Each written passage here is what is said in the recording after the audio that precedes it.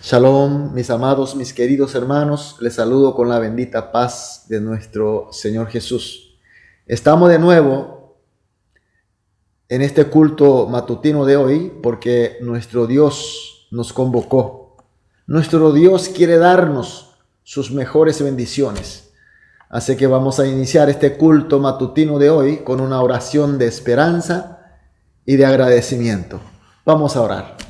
Amado Dios, muchas gracias porque estamos aquí en tu presencia, porque tú estás a fin de darnos tus mejores bendiciones. También agradecemos por la noche que pasamos bajo tu protección y pudimos tener descanso y recuperación. Señor, que el culto de hoy, este culto que estamos, sea realmente un momento de comunión, un momento de encuentro total contigo, para que podamos realmente escuchar tu voz, sentir tus manos, recibir tus gracias. Señor, también oramos para aquellos hermanos que pasan por dificultades, especialmente aquellos que están enfermos, hospitalizados, bajo tratamientos. Señor, por favor, con tus manos poderosas, pedimos tu sanación. Para aquellos que están pasando por problemas espirituales, pedimos, Señor, tu consolación y tu recuperación.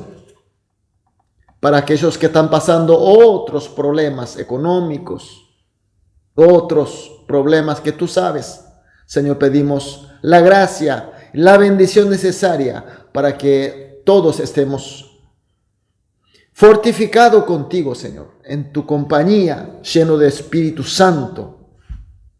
Y así, Señor, toda nuestra congregación, conforme a tu palabra, podamos ir creciendo hasta tu estatura, Señor.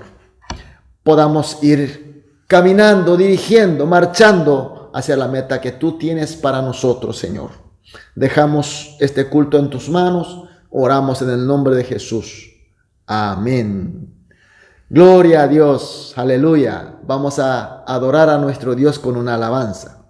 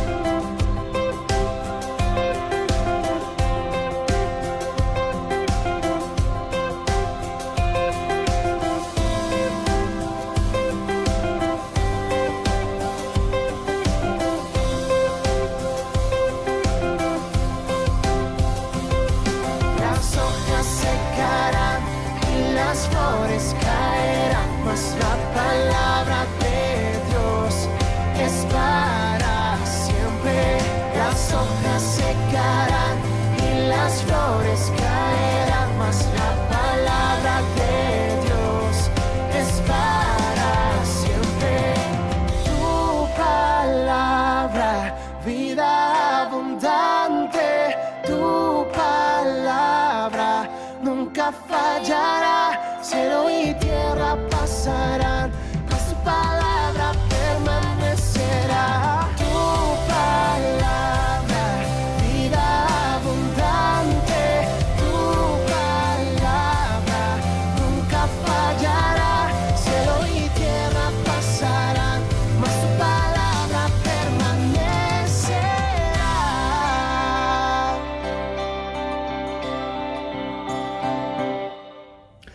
Amén. Gloria, aleluya. Vamos a leer la palabra de Dios. Seguimos con el libro de Juan, capítulo 20, los versículos 30 y 31. Juan capítulo 20, los versículos 30 y 31. Vamos a leer juntos.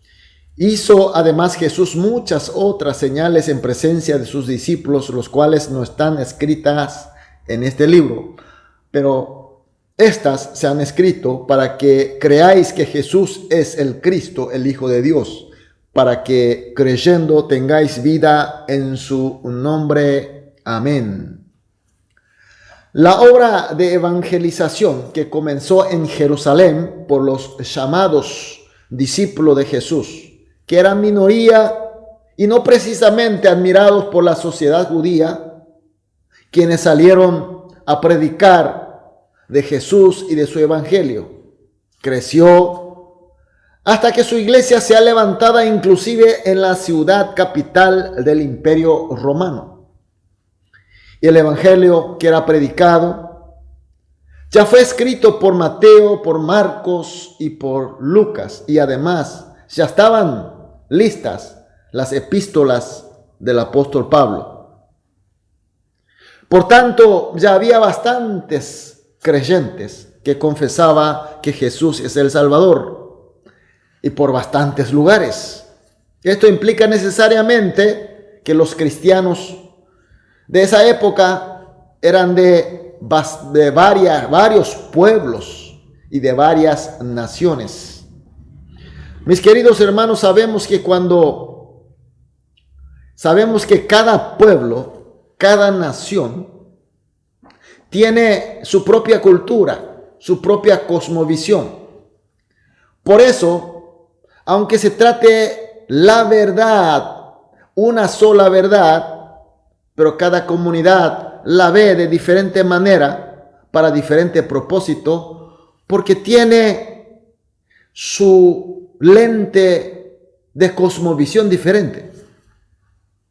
De esta manera también, aunque el evangelio de Jesús es uno solo, cada comunidad, cada pueblo lo interpretaba a su manera. Y esto causó un gran tumulto, una gran confusión en la iglesia o en las iglesias. El mayor conflicto era de esa época sobre la interpretación de la identidad del Señor Jesús.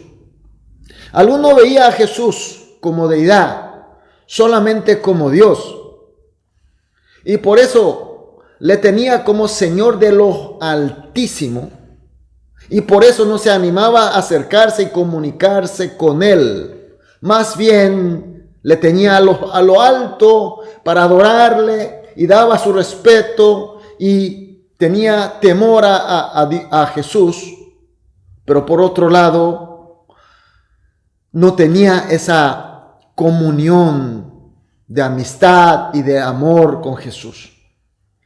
Y había otros que veía a Jesús como hombre, y esto tenía la ventaja de acercarse a Jesús con facilidad, pero le tenía como quería, según su voluntad. Clamaba en el nombre del Señor, pero era más bien para lograr sus voluntades. Hoy también ocurre los mismos fenómenos.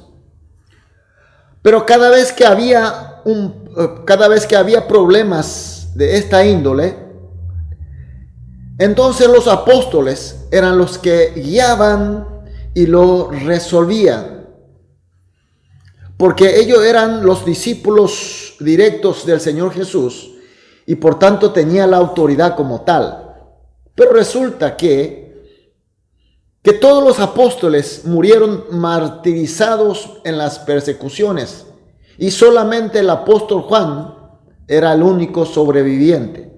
Siendo así la situación y con el problema del conflicto de la identidad de Jesús, Dios inspira a Juan para que escriba este libro de Evangelio de Juan. Entonces Juan escribe como inspiró Dios, aclarando quién es Jesús. Inicia diciendo del principio, Jesús es Dios. Él es creador de todo. Y a la vez es hombre que fue enviado como Cristo entre nosotros. Es decir, Él es Dios 100% y a la vez 100% hombre. Y aclara en el versículo 31 del texto de hoy, diciendo, pero estas se han escrito para que creáis que Jesús es el Cristo, el Hijo de Dios, para que creyendo tengáis vida en su nombre. Amén.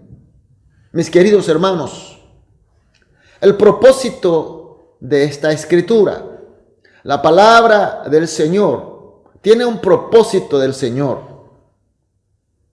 El propósito del Señor es que tengamos fe en Jesús, que Él es Cristo, y con esa fe tengamos la vida eterna. La palabra que nosotros tenemos como la Biblia, la palabra de Dios, así como nosotros decimos, es la palabra de Dios, tiene el propósito de Dios. Por tanto, la manera de ver, tenemos que ver según el propósito y la guía de Dios. Entonces la pregunta, como ya vimos casi los capítulos, ya nos falta solamente el capítulo 21, vimos prácticamente los 20 versículos del libro de Juan.